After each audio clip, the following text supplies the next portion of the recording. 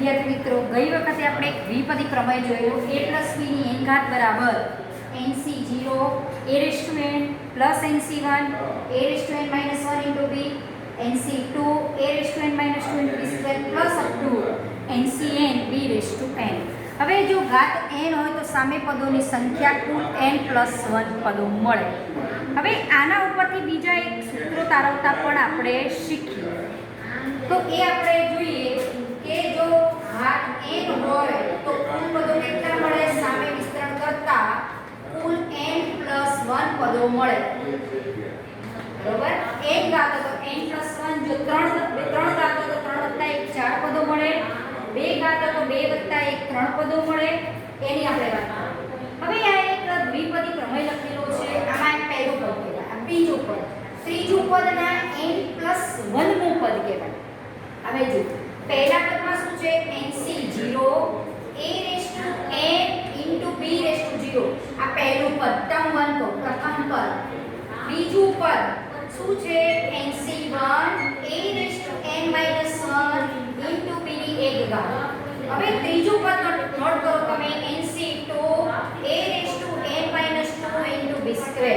તો આમ કરતા કરતા ધારો કે આ છેલ્લું પદ આપણું n+1મું પદ છે, તો વચ્ચે કોઈ r નું પદ પણ હોય, r+1મું પદ પણ હોય, આગળ પણ વચ્ચે ઘણા પદો હોય.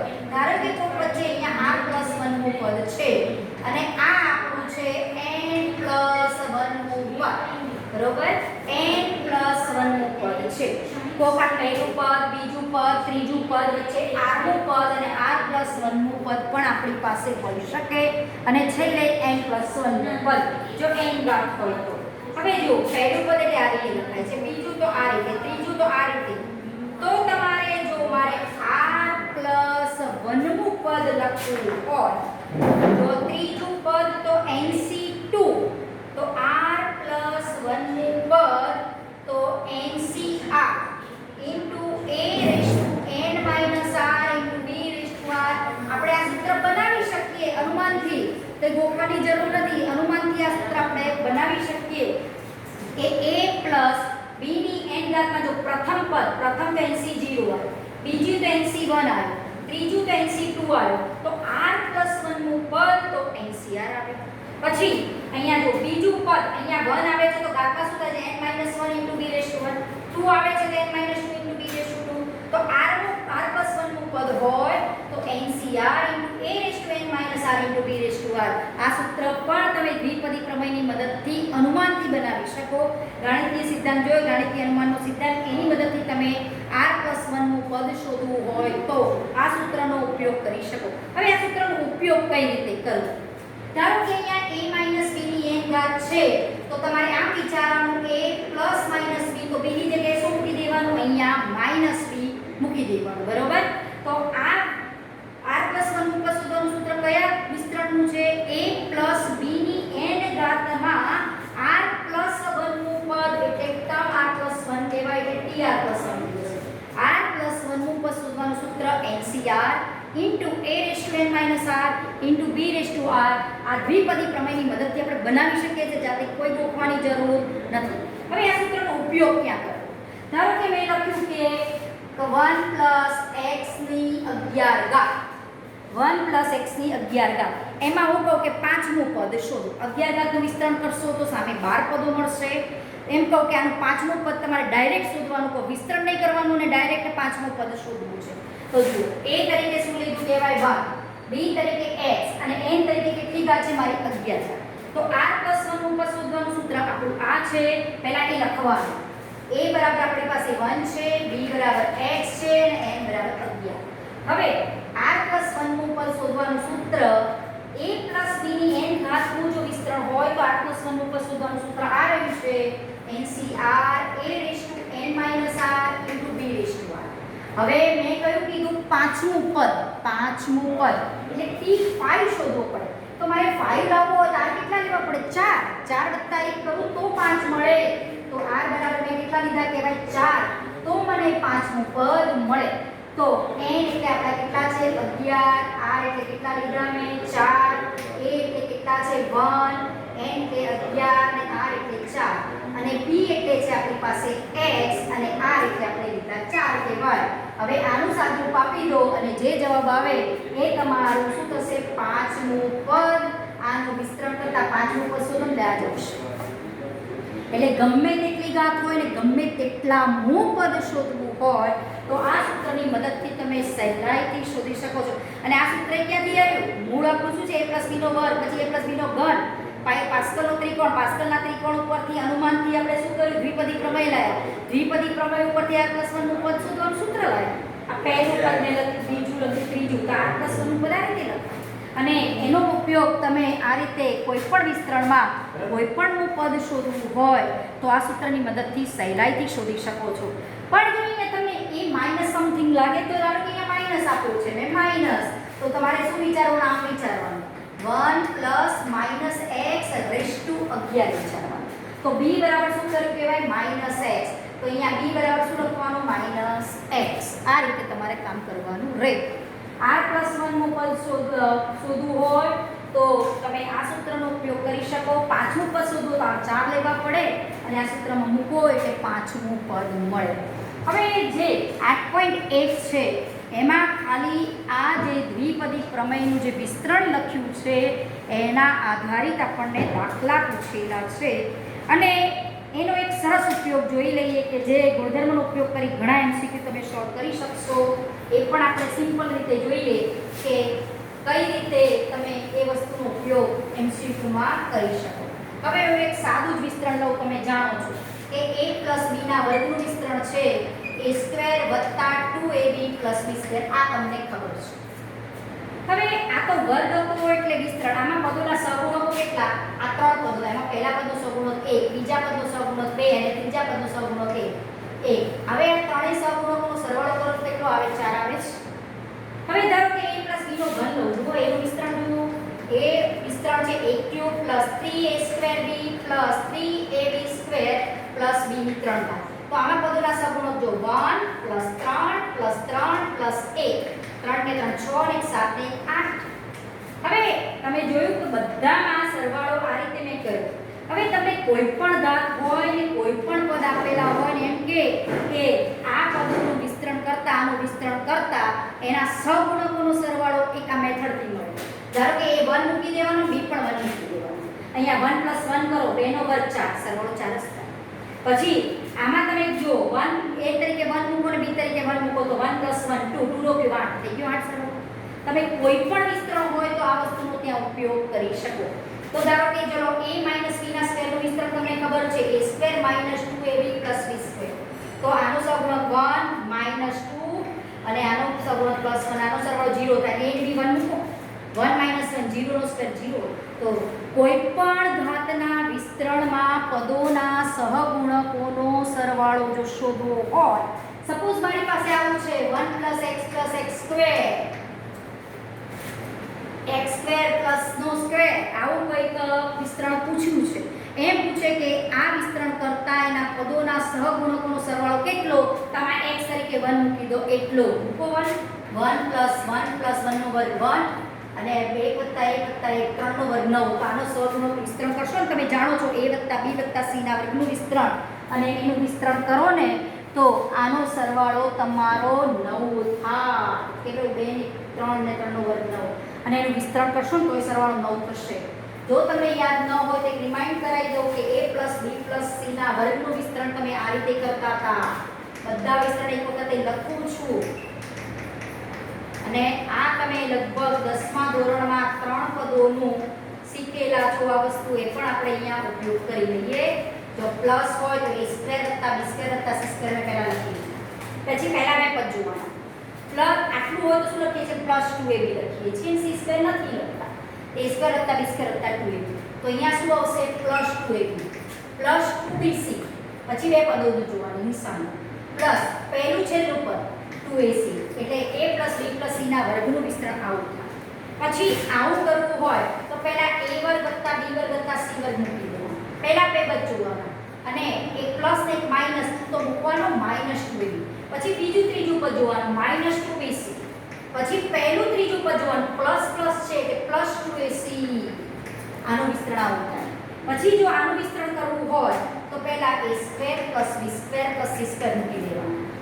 પછી પ્લસ 2ab, પહેલા બે પદો ધન છે, પછી ધન ઋણ છે તો માઈનસ 2bc, પછી પહેલું ત્રીજું પદ જોવાનું પ્લસ માઈનસ છે એટલે માઈનસ 2ac.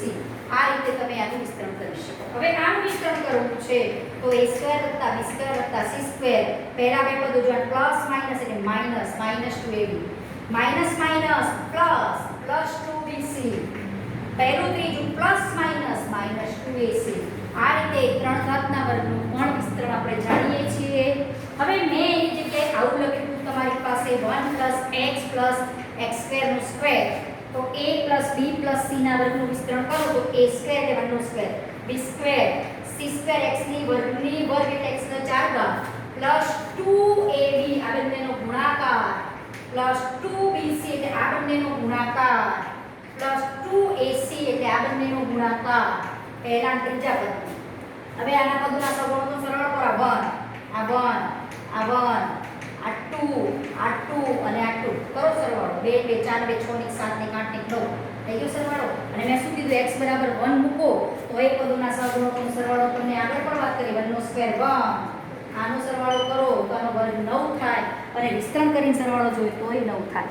એટલે કોઈ પણ ઘાત હોય વચ્ચે પ્લસ માઈનસની નિશાની ભલે અહીંયા વચ્ચે ગમે તે જ ના હોય, abc હોય કે xy હોય કે ગમે તે ચલ હોય, xy જો આપ્યા હોય તો x ને y1 લઈ લેવાના, a અને b આપ્યા હોય તો ab1 લઈ લેવાના અને એ વિસ્તરણમાં મૂકો ને એનો વર્ગ કરો કે ઘન કરો, જે આવે ને જવાબ એટલા જ એના પદોના સહગુણકોનો સરવાળો થાય.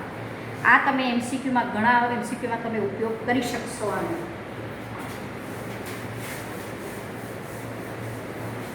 હવે આપણે જે દ્વિપદી પ્રમેય જોયો એમાં આપેલા દ્વિપદી પ્રમેયનું વિધાન યાદ રાખવાનું, પછી r+1 નું પદ શોધવાનું સૂત્ર યાદ રાખવાનું. દ્વિપદી પ્રમેયને મેં સિગ્મા સ્વરૂપે લખ્યો એ વસ્તુ તમારે મગજમાં રાખવાની. કોઈ પણ દ્વિપદી પ્રમેય હોય અને એને સિગ્મા સ્વરૂપે પણ તમે લખી શકો છો, એક યાદ રાખવાનું. હવે એક બે વસ્તુ જોઈએ કે જ્યારે આપણે a - b ની n ઘાતનું વિસ્તરણ લખતા હતા તો કઈ રીતે લખીએ છીએ એ જોજો.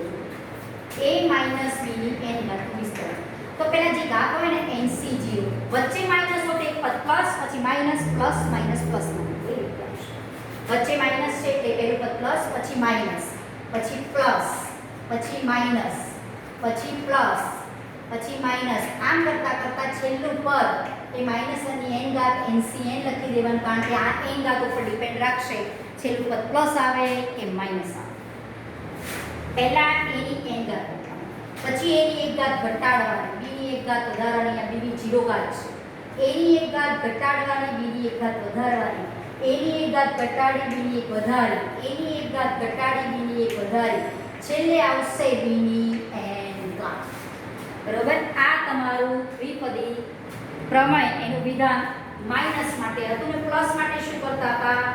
પહેલા n ઘાત તો nc0 પ્લસ nc1 પ્લસ હોય તો બધા જ પદો પ્લસમાં આવે, nc1 plus nc2 plus nc3 plus up to ncn. પહેલા આમ કીધું, પછી અંદરનું ફિલઅપ કરવાનું a ની n ઘાત, જે પહેલું પદ હોય એની n ઘાત.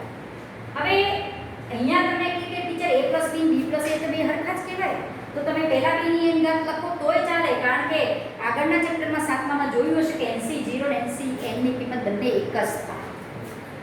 એટલે અહીંયા a n - 1 એક ઘાત ઘટાડી, b ની 0 ઘાત હતી અને b ની 1 ઘાત કરી, n - 2b² a ની n - 3b³ up into b². આ થયું a + b ની n ઘાતનું વિસ્તરણ. હવે આમાંથી આપણે એક ગુણધર્મ બતાવીએ. a ની જગ્યાએ ધારો કે હું 1 મૂકું, b ની જગ્યાએ x મૂકું તો આ વિસ્તરણ શું થશે? પ્લસ માઈનસ છે એટલે પ્લસ 1 ની n ઘાત માઈનસ nc1 1 ની n - 1 ઘાત into x plus nc2 plus minus 1 n - 2 into x² minus nc3 1 n - 3 into x³ plus up to છેલ્લું પદ -1 n અને ncn અને x ની n ઘાત. આ રીતે આપણે વિસ્તરણ લખીશું. ચલો 1 ની n ઘાત એટલે 1 જ, આ એટલે લખતા નથી, આ પણ હું અહીંયા લખતી નથી. 1 ની n - 2 ઘાત એટલે 1, 1 ની n - 3 ઘાત એટલે પણ 1. બરોબર. હવે છેલ્લી ઘાત પ્લસ માઈનસ નો આધાર એ ઘાત ઉપર એલો છેલ્લું પદ પ્લસ કે માઈનસ આવે, અયુગ્મ ઘાત હશે n તરીકે તો છેલ્લું પદ માઈનસ આવશે, યુગ્મ ઘાત હશે તો છેલ્લું પદ પ્લસ આવશે. હવે અહીંયા જો આ રીતે મેં કર્યું. હવે x ની જગ્યાએ આમાં હું v1 મૂકું, એટલે x ની જગ્યાએ 1 મૂકો, આ તો 1 છે, તો એનો મતલબ થયો કે આ વિસ્તરણના પદોના સહગુણકોનો મને સરવાળો મળે. આ વિસ્તરણના પદોનો સહગુણક, પહેલા પદનો સહગુણક NC0 કહેવાય, બીજાનો NC1 કહેવાય, ત્રીજા પદનો સહગુણક NC2 કહેવાય, NC3 અને n માં પદ n+1 માં પદનો સહગુણક NCn કહેવાય. પહેલા પદ, બીજા પદ, ત્રીજા પદ, ચોથા બધા n+1 મૂકો. હવે x1 મૂકો તો 1 1 એટલે 0, 0 ની n ઘાત એટલે 0. હવે અહીંયા NC0 x ની જગ્યાએ અહીંયા પણ 1 મૂકો તો -NC1 +NC2 -NC3 +NC4 આ રીતે ચાલ્યા કરશે. તો તમે જોઈ શકો છો કે 1 3 5 વાળા પદો માઈનસમાં આવશે અને જે અયુગ્મ વાળા છે પદો એ પ્લસમાં આવશે. જો અયુગ્મ 1 3 5 બધા માઈનસમાં, યુગ્મ વાળા 0 2 4 6 એ પ્લસ આવશે. માઈનસ વાળા પદો અહીંયા લાવી દો સામે તો NC2 NC4 NC0, પહેલા NC0 NC2 અહીંયા આ બધા અહીંયા રાખ્યા NC4 ડેશ ડેશ ડેશ આ બધા માઈનસ વાળા પદો સામે લઈ જાઓ તો NC1 NC3 up to NC5 એટલે NC0 NC2 NC4 up to dash dash dash બરાબર NC1 NC3 NC5. આ પણ દ્વિપદી પ્રમેયની મદદથી આ એક ગુણધર્મ તમે તારવી શકો છો. a અને b ની જગ્યાએ મેં 1 અને x લીધા, વિસ્તરણ મૂક્યું. x ની જગ્યાએ 1 મૂકું તો આ મને શું મળે? આ વિસ્તરણના પદોના સહગુણકોનો સરવાળો થયો. તો સહગુણકોનો સરવાળો 0 થવો જોઈએ, 0 થાય છે અને એના ઉપરથી આ ગુણધર્મ પણ મળે છે. અયુગ્મ ઘાતવાળા પદોના સહગુણકોનો સરવાળો બરાબર યુગ્મ ઘાતવાળા પદોના સહગુણકોના સરવાળા જેટલો બને છે. પછી આ પણ તમે તારવી શકો. ધારો કે 1 x ની n ઘાત તમે વિસ્તરણ લખ્યું. a ની જગ્યાએ 1 લો અને b ની જગ્યાએ x લો તો NC0 * 1n plus NC1 1n - 1 x plus NC2 * 1n - 2 x² plus up to NCn * x⁴n. આનું વિસ્તરણ તમે a અને b ની જગ્યાએ x1 મૂકો અને અહીંયા x મૂકો એટલે આવું લખી શકો. હવે જો 1 ની n ઘાત એટલે 1 જ કહેવાય કે અહીંયા લખતા નથી. 1 ની n - 1 ઘાત એટલે 1 કહેવાય કે લખીએ નહીં તો ચાલે. 1 ની n - 2 ઘાત એટલે 1 કહેવાય કે લખીએ નહીં તો ચાલે. ચલો હવે આ સૂત્રમાં હું x = 1 મૂકવાનો. 1 + 1 એટલે 2 ની n ઘાત. x ની જગ્યાએ 1 મૂકો એટલે NC0 + NC1 + NC2 up to NCn. એક આ સૂત્ર પણ તમારી પાસે આવશે અને એક આ સૂત્ર પણ તમારી પાસે આવશે. આ બંનેનો ઉપયોગ ઘણી વખત આપણે દાખલામાં કરશું. 2n એટલે NC0 + NC1 up to NCn. એ આ સૂત્રમાં આ જે વિસ્તરણ છે એમાં x ની જગ્યાએ 1 મૂકો એટલે આ તમે એક ગુણધર્મ કહો કે સૂત્ર કહો એ તમે તારવી શકો છો. હવે આ શું બતાવે છે? 2n એટલે NC0 + NC1 up to NCn. એટલે આ જે વિસ્તરણ છે એમાં પદોના સહગુણકોનો સરવાળો, પદોના સહગુણકો કયા હતા? NC0 NC1 NC2 up to NCn. એનો સરવાળો 2n જેટલો થાય. બરોબર? આના વિસ્તરણમાં આ રીતે બને. આનો ગુણધર્મનો ઉપયોગ તમે ગમે ત્યાં સાબિતીમાં કે દાખલામાં ઉપયોગ કરી શકશો. બરોબર? હવે આપણને ઉદાહરણ 1 2 અને પછી સ્વાધ્યાય 8.1 ના કેટલાક દાખલા આપ્યા છે એની આપણે વાત કરવાની છે. હવે વિસ્તરણ દ્વિપદી પ્રમેયનું આપણે આ જોયું એના પરથી r+1 માં પદનું સૂત્ર જોયું અને એ r+1 માં પદનું સૂત્ર કયું હતું? NCr a⁻n - r × b⁴ કોના વિસ્તરણમાં? a + b ની n ઘાતના વિસ્તરણમાં r+1 નું પદ શોધવાનું સૂત્ર આ હતું. બરોબર? અને આ એક ગુણધર્મ સાબિત કર્યો અને એક બીજો ગુણધર્મ પણ ખાલી એક જ જો દ્વિપદી પ્રમેય ક્યાંથી આવ્યો? વર્ગના 3 ઘાતવાળા વિસ્તરણમાં. એ યાદ રાખવાની જરૂર નહીં. NC0 NC1 NCr આવડે એટલે એ આવડે. એના ઉપરથી તમે આ મૂકો એટલે આગળની વસ્તુ આવડે. હવે એ ગુણધર્મ પણ તમે આની મદદથી તારવી શકો છો. એટલે બધું આપેલું જ છે પણ ખાલી જોવાનું છે અંદર કઈ રીતે મેળવેલું છે. હવે આગળ ઉદાહરણ 1 તમે આની મદદથી આપણે કરી શકશો. ઉદાહરણ ખાલી આપણે 2 જોઈએ કે તમે કઈ રીતે ઉદાહરણ 2 કરવાનું. ઉદાહરણ 2 કેલ્ક્યુલેટરથી ગણતરી કરવી પડતી હોય તો આપણે કરશું. ઉદાહરણ 2 માં છે 98 ની 5 ઘાત. 98 ની 5 ઘાત. આમાં મારે દ્વિપદી પ્રમેયના ઉપયોગથી 98 ની 5 ઘાત કઈ રીતે શોધાય એ શોધવી છે. તો હવે 98 એટલે કે 100 ઓછા 2 લખાય ને. 100 નો તમને વર્ગ કરતા ફાવે, ઘન કરતા સરળતાથી કરી શકો એવા ભાગ પાડવાના. તો અહીંયા કે 97 વત્તા 1 ન પડાય, કારણ કે 97 ની 4 ઘાત એ આપણે શોધવાનું રહે. 97 ની 5 ઘાત, 100 ની 5 ઘાત એ સરળતાથી શોધી શકાય કે 100 ઓછા 2 ભાગ પાડવાના. એવા ભાગ પાડવાના. 100 ઓછા 2 એટલે 98 એની 5 ઘાત. હવે a ઓછા b એની n ઘાત. હવે પહેલું કામ આવું કરવાનું. જેટલી ઘાત હોય ને પહેલા 5c0, 5c1, 5c2, 5c3, 5c4 અને 5c5 મૂકી દેવાના. જેટલી ઘાત હોય ત્યાં સુધી આવે તે મૂકી દેવાનું. પછી જુઓ માઈનસ છે તો પહેલું પદ પ્લસ, પછી માઈનસ, આ પ્લસ, પછી આ માઈનસ, પછી આ પ્લસ, પછી માઈનસ. આ રીતે નિશાની બીજું સ્ટેજ એ કરવાનું. પછી આ કામ કરવાનું. જે પહેલું પદ હોય એની જે ઘાત હોય એ મૂકી દેવાનું. 100 ની 5 ઘાત. પછી 100 ની 1 ઘાત ઘટાડવાની અને 2 ની 0 ઘાત છે. 100 ની 4 ઘાત, 2 ની 0 ઘાતમાંથી 2 ની 1 ઘાત. પાછી 100 ની 1 ઘાત ઘટાડો એટલે 3 ઘાત થઈને 2 ની 2 ઘાત થાય. 1 ઘાત ઘટાડો 100 ની 2 ઘાત, 2 ની 1, 2 ની અહીંયા 1 ઘાત, 2 ઘાત, અહીંયા 2 ની 3 ઘાત. પછી 100 ની 1 ઘાત ઘટાડો એટલે 100 ની 1 ઘાત, 2 ની 4 ઘાત. છેલ્લા પદમાં 100 ની 0 ઘાત એટલે 1 કહેવાય, લખતા નથી. ઇન્ટુ 2 ની 5 ઘાત સેટ થઈ જશે. છે પહેલા પદમાં પહેલા પદની 5 ઘાત આવશે, છેલ્લા પદમાં આ પદની 2 ની 5 ઘાત આવી. હવે આનું સાદુરૂપ આપણે NCR નું જે સૂત્ર જાણો છો 5c0 એની મદદથી એની કિંમત મૂકવાની. 100 ની 5 ઘાત તો આપણને ખબર છે, એ પણ 1 ની પાછળ 100. ધારો કે 10 નો વર્ગ કરવો તો શું કરો છો? 1 ની પાછળ 2 મીંડા, 10 નો વર્ગ એટલે 100. હવે અહીંયા એવી જ રીતે તમારે કામ કરવાનું. 100 ની 5 ઘાત જુઓ. ઘાત કઈ રીતે મૂકવાની? 10 નો વર્ગ તો 10 ગુણ્યા 10 કરો છો, બરોબર, એટલે 100. ધારો કે 100 ની 2 ઘાત હોય તો શું કરો? 100 ગુણ્યા 100, બરોબર, એટલે 1 ની પાછળ 4 મીંડા. જેટલી ઘાત હોય ને, આ ધારો કે 2 ઘાત છે તો આ 2 મીંડા હતા, બીજા 2 મીંડા મૂકી દો એટલે તમારો આ ગુણાકાર થઈ જાય. હવે મારે અહીંયા 100 ની 5 ઘાત કરવી છે તો અને 5c0 એટલે કેટલા થાય? 1 થાય. એ આપણે 7મા ચેપ્ટરમાં શીખ્યા છે. 5c0 ની કિંમત 1 થાય. હવે અહીંયા 100 ની 5 ઘાત, 100 ની 4 ઘાત એ તમે લખી શકશો. 5c5, 5c1 એટલે 5, 5c2 એટલે 10 અને 5c3 એટલે પણ 10, 5c4 એટલે 5 થશે, 5c5 એટલે 1. અને કેલ્ક્યુલેટરથી ગણતરી મારવાની ને છેલ્લે જવાબ આવશે તમારો 90, 39, 20, 79 ને 68. સરવાળો બાદબાકી કરશો તો 90, 39, 20, 79, 68. 2 ને 4 ને 6 ને 8 ને 10. 10 ડિજિટનું કેલ્ક્યુલેટર હશે તો બતાવશે. આ સરવાળો ગુણાકાર બતાવશે. અને ના આવડે તો આપણે સાદો સરવાળો બાદબાકી ને ગુણાકાર કરવાનું રહેશે.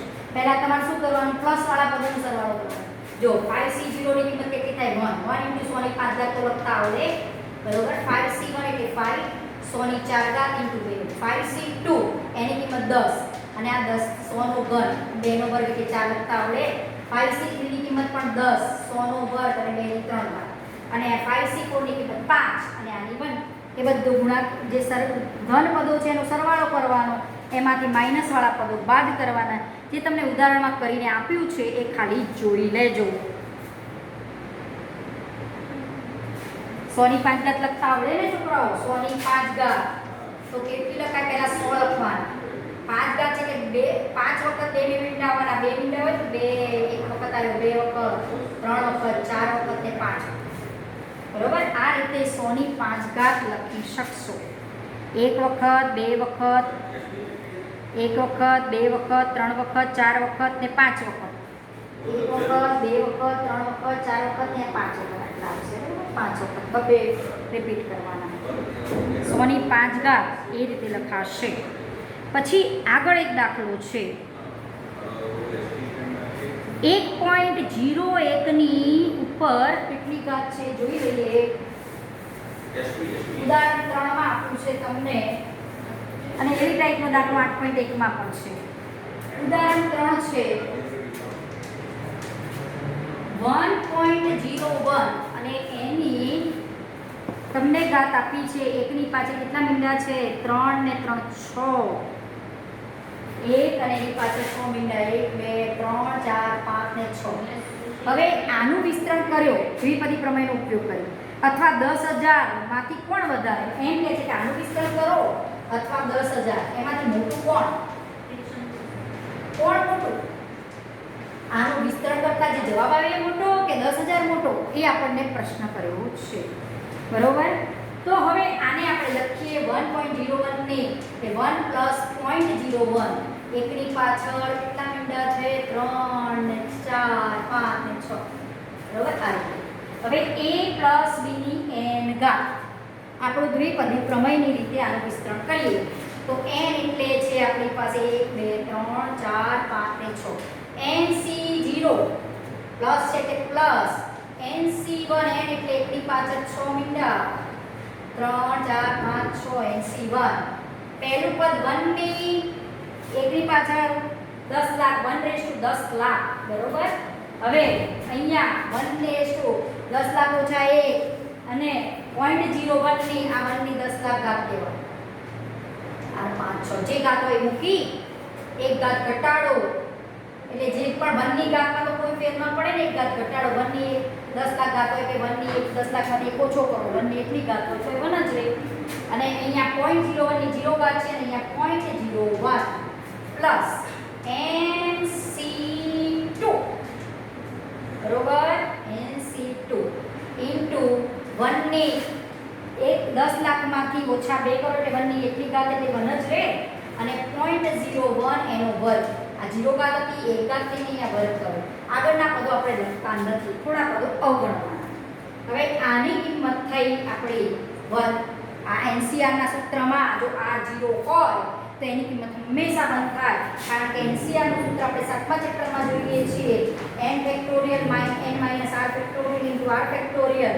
તો r 0 લો તો અહીંયા r 0 લો તો n - 0 factorial n factorial r 0 factorial 0 factorial 1 n factorial ઉડ્યા એટલે NC0 ની કિંમત હંમેશા 1 થાય. એટલે r 0 હોય તો એને હંમેશા 1 થાય. હવે NC1 ની કિંમત હંમેશા n જેટલી થાય એ સૂત્રમાંથી જ આપણે મેળવી લીધું છે. એનો મેં અહીંયા ઉપયોગ કરીએ 1 2 NC1 n એટલે આપણી પાસે 1 2 3 4 5 અને 6. NC1 એટલે n જેટલી કિંમત થાય ઇન્ટુ 0.01. બરોબર. પછી આગળના બધું આનો આપણે કંઈ જરૂર છે નહીં.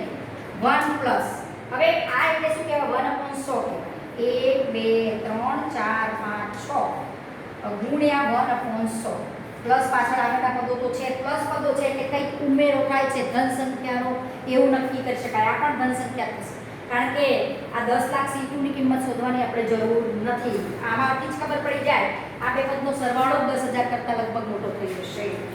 જુઓ આ બે મીંડા ગયા એટલે શું આવ્યું 10,000 પ્લસ સમથિંગ ધન પદો બધા ધન પદો હશે.